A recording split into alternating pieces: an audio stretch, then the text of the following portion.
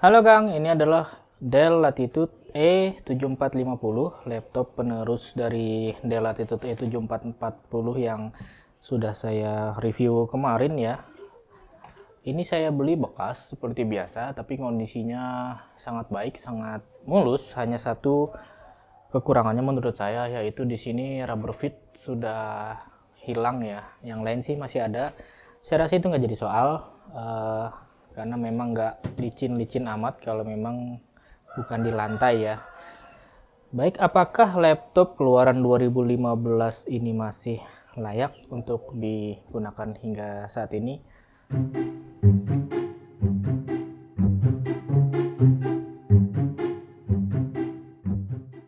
Sebelum jauh-jauh, ini laptop kelas bisnis, bukan laptop gaming, bukan juga laptop editing.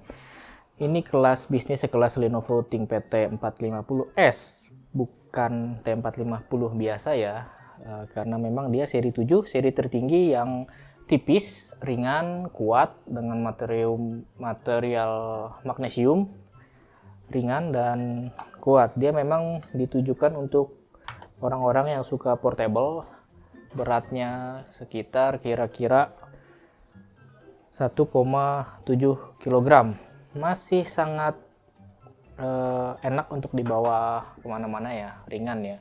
Dan ini materialnya kita lihat di luar ini magnesium ya, dengan soft touch, sangat lembut, dan di belakangnya sini juga kokoh. Karena ini laptop bisnis, jadi port juga ada banyak, melimpah. Kita nggak akan kekurangan port. Saya lihat dulu, ini LAN, mini display port, USB, HDMI, USB lagi, dan ini buat chargeran. Sebelahnya kosong, hanya ada exhaust, dan ini ada SD card full ya, bagus, dan keluarannya ini normal dan cepat gitu, di atas 90 MB per second masih bisa. Sebelah sisi sininya masih ada USB lagi, dan audio jack keluarannya ini sangat baik ya, bersih, dalam, luas begitu. Salah satu ciri khas laptop bisnis adalah keyboard. Keyboardnya ini yang luar biasa nyaman dibanding dengan laptop-laptop biasa di harga segini ya. Dan Dell Latitude 7450 ini keyboardnya baik, lebih baik daripada Dell E7440 kemarin, walau masih kalah dengan Dell E6440 yang sudah saya juga review di blog. Bagusnya apa? Bagusnya dia masih ada LED caps lock, dan juga ada FN numpad ya, jadi kita bisa menulis. Kalau yang banyak-banyak admin nih suka nulis angka banyak, FN saja, lalu ini daripada nulis yang di atas kan susah. Dan keyboard ini jangan salah, keyboard ini memang ada dua modelnya ya, ada yang backlit, ada yang tidak, dan ada yang ada pointing seperti ini kayak ThinkPad, dan ada yang enggak. Saya lebih suka model seperti ini karena memang bisa kita pakai ya, kebiasaan jadinya. Kalau enggak ya normal saja. Ini touchpad juga sangat nyaman, presisi juga, walau menurut saya agak terlalu lincah gitu. Dengan keyboard ini juga saya bisa mencatatkan rata-rata 60 kata per menit. Lumayan, memang masih kalah dengan ThinkPad T430S yang rata-rata 70-an ya. Saya mencatatkan waktunya, tapi itu sangat lumayan. Silahkan dilihat.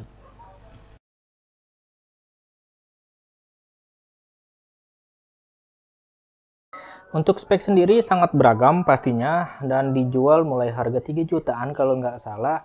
Ini saya beli 4,4 juta dengan spek RAM 4 GB dengan harddisk 500 GB. Mengapa begitu? Ya karena saya tahu ini laptop masih bisa kita upgrade gitu. Dan ternyata upgrade-nya pun sangat mudah. Tidak seperti Dell E7470 yang harus membuka semua cover. Ini kita cukup membuka dua baut seperti 7440 ya. Cukup dibuka, geser ke sana, dan terbuka semua. Dan sebelumnya ini ada ciri khas Dell ya, ini e-docking, makanya ada nama E7440, E7450. Ini docking buat ditaruh di kalau Akang memang suka jadi semacam workstation begitu. Nah, kita lihat di dalamnya ini RAM DDR3L ada 2 slotnya, dan ini 8 GB sudah saya ganti. Menggantinya pun mudah saja, tinggal seperti biasa RAM ada 2 sisi begitu, akan tinggal cabut pasang lalu klik seperti itu. Kalau mau nambah bisa sampai 16 GB. Dan di sini ini masih harddisk, belum saya ganti dengan SSD. Di sebelahnya ini ada untuk WW1 card, jadi kalau mau internetan colok SIM card tapi harus pakai WW1 card. Apakah bisa kita pasang SSD M.2 SATA? Sayangnya nggak bisa. Jadi kalau mau upgrade pun SSD yang seperti ini ya, seperti besaran si harddisk 2,5 inci, sayang sekali. Padahal generasi sebelumnya bisa. Tapi ini juga menjadi catatan karena ternyata board dari E7450 ini ada 2. Jadi ini tersedia dengan board yang ada CPU dan ada GPU-nya, ada GeForce-nya. Ini nggak ada, dan ternyata layout mereka berbeda. Yang ada GeForce-nya itu masih ada slot M SATA di sekitar sini ya, di dekat apa namanya nih, CMOS battery. Jadi itu masih bisa. Dan saya jarang menemukan Dell 7450 yang memang ada GeForce-nya. Kalau bisa nemu itu sangat baik. Jadi kemampuan upgrade-nya luar biasa. Ini CPU Intel Core i5 5300U Broadwell ya. Jadi ini 7450. 5 itu artinya generasi kelima. Jadi ada i5, ada i7. Tapi dua-duanya masih dual core. Belum quad core dan nggak bisa kita upgrade. Ya memang itu ciri khas setelah generasi keempat ya. Broadwell ke atas itu memang sudah tidak bisa di-upgrade. Jadi begitulah spesifikasinya. Saya rasa masih ada ruang untuk kita upgrade, walaupun sayangnya ini tidak bisa kita jadikan double storage. Jadi memang kalau mau double storage, ini rencananya nanti sih ini akan saya lepas, saya pasangkan, saya jadikan dia harddisk eksternal dengan membeli KD seperti ini ya, enclosure. Jadi ini kita pasang, masukkan slot. Nah, jadi SSD dan eksternal. Begitu memang agak repot, tapi ya begitulah keadaannya.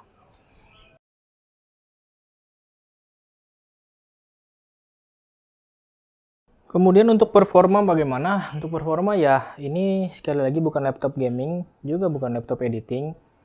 Tapi bisa untuk gaming dan bisa untuk editing sedikit. Jadi kalau memang Akang mau ngedit, mau edit foto sedikit amatiran kayak saya yang jarang, paling hanya seminggu sekali atau bahkan sebulan sekali, itu ya laptop ini masih bisa dipertimbangkan. Tapi kalau memang Akang sehari-harinya editing video, bukan laptop ini yang dicari. Atau main game, memang sehari-harinya suka main game, dan bukan ini, laptop ini yang dicari. Laptop ini bukan ditujukan untuk itu, walaupun bisa. Dia dual core saja, tidak ada pilihan quad core seperti itu. Dan keluaran panas dan suara noise-nya sangat terjaga ya. Jadi hanya ketika rendering atau editing saja kipasnya yang meraung-raung keras gitu. Dan suhu juga masih terjaga di 90 derajat Celcius. Aman menurut saya.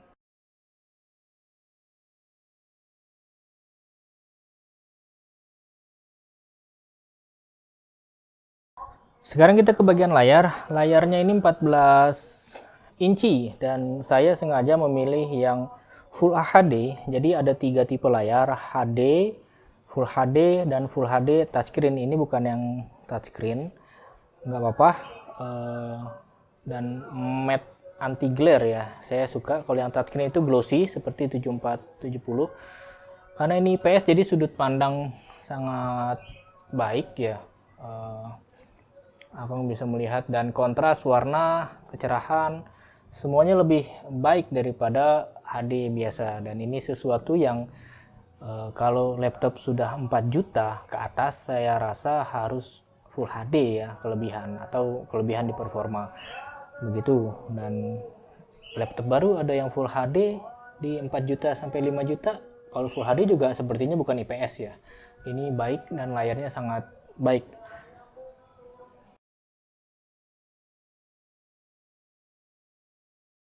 Laptop ini juga dilengkapi dengan webcam 720p dan ada mikrofon dual array ya. Ya untuk bisnis biasa-biasa saja sih Kang. Jadi untuk Zoom oke-oke saja, untuk meeting online biasa-biasa saja gitu dan bisa digunakan. Dan speaker di sini ada 2 dan keluaran suaranya ini bagus ya, nyaring, besar, luas, dalam ya lumayan lah gitu untuk ukuran laptop. Dan baterai ini masih bisa dilepas. Ini baterai 54 Wh, ada yang 44 Wh juga. Kira-kira bisa 4 jam baterainya. Untuk charger nanti ya terserah penjualnya sih dapat yang mana, mau dapat yang model seperti ini yang 65 Wh ya, yang bisa nyala di sininya warna putih, atau yang biasa seperti ini nyala di bagian sini ini 90 Wh.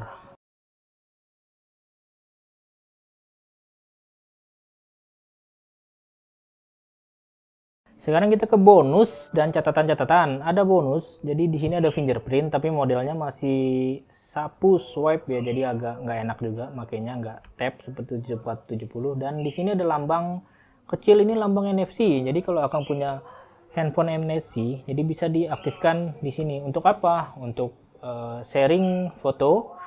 Bisa, saya sudah mencoba. Jadi caranya aktifkan Bluetooth dulu, pairing dengan NFC, langsung bisa di sharing begitu.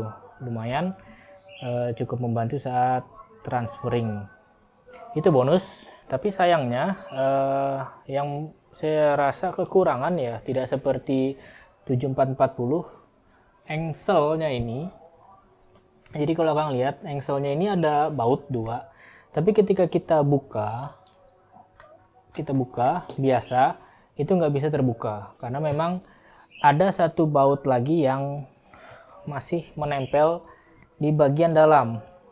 Untuk kita buka engselnya itu bagian dalam, dan kita bukanya itu berarti harus buka keyboard, buka palm rest, baru kita bisa akses ini. Dan itu sangat saya rasa itu jadi kekurangan juga ya. Dan akibatnya apa? Akibatnya laptop ini tidak bisa saya buka dengan satu tangan, dia terangkat sedikit. Padahal saya mau ngatur supaya agak kendor sedikit ya, lebih aman. Ini bisa tapi agak susah tuh keangkat sedikit. Begitu, itu kekurangan kecil ya. Jadi beli atau tidak terserah Akang lagi-lagi. Dan ini saingannya Lenovo ThinkPad T450S, tapi harga itu lebih mahal ya biasanya, dengan harga 4,8 juta. Belum dapat yang Full HD, tapi ini sudah dapat yang Full HD dengan 4,8 juta. Dan bedanya dengan 7470 seperti apa? Ini dia, ini si 7470. 7470 lebih tipis, lebih ringan juga, tapi baterainya nggak bisa dilepas 7470 ya. Tapi dia punya SSD NVMe, tidak ada lagi SSD seperti 2,5 ini. Itu kelebihan dan juga kekurangan. Kalau dapat yang NVMe bagus, tapi kalau dapat yang hanya SATA biasa ya sudah cukup bagus juga sih. Apalagi bawaannya juga nggak cepat-cepat amat. Waktu itu saya dapat yang dari Micron ya, itu nggak terlalu cepat. Dan bagaimana dengan 7440? Saya rasa kalau dengan 7440, kelebihan 7440 itu hanya di double storage-nya. Tapi keyboard dan semuanya masih lebih bagus 7450. Baiklah Kang, jadi sekian dulu. Terima kasih sudah menyaksikan hingga sekarang. Subscribe untuk yang belum subscribe, karena saya punya laptop lagi yang sedang dalam masa review juga. Terima kasih, sampai jumpa. Tetap sehat dan tetap semangat. Salam Diki Septerian.